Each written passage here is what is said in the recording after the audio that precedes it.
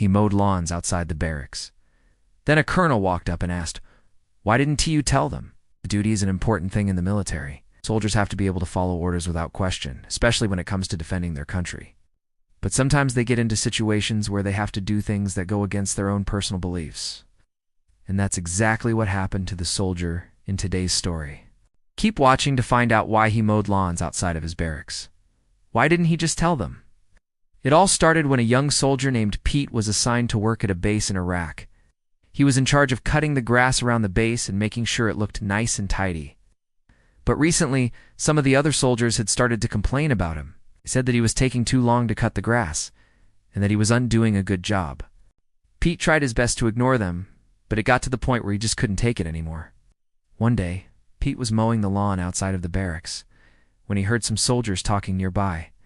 They were complaining about how long it was taking him to mow the grass, and how they had to keep reminding him to do his job. Pete was fed up with it all.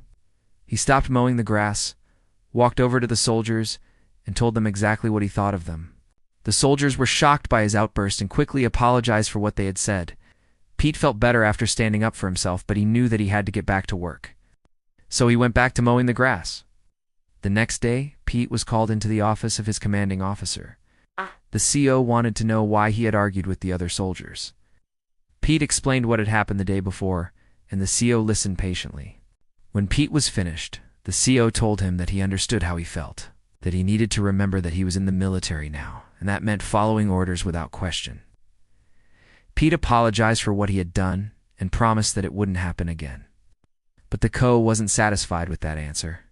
He told Pete that he needed to understand the importance of his job, and that if he couldn't follow orders, then he needed to be transferred to another unit.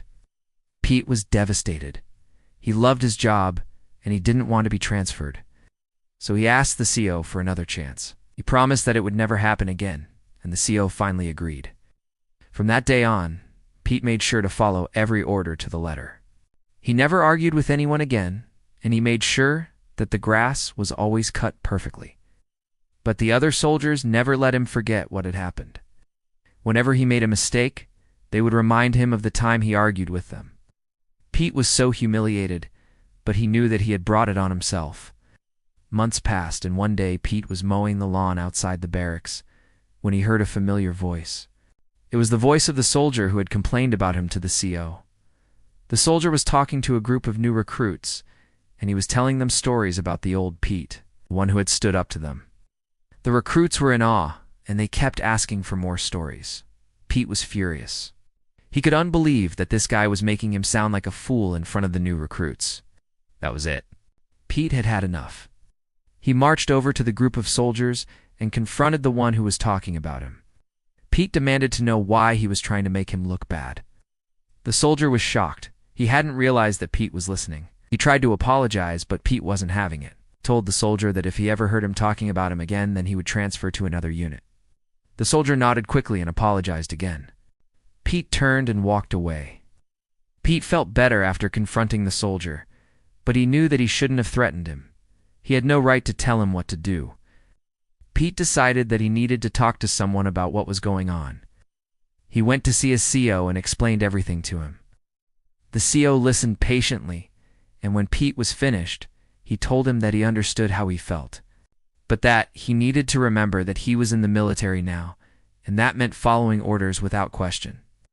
Pete knew that the CO was right, but he couldn't help feeling angry. A few days later, Pete was called into the office of the post commander. The post commander was a stern woman who didn't tolerate any nonsense.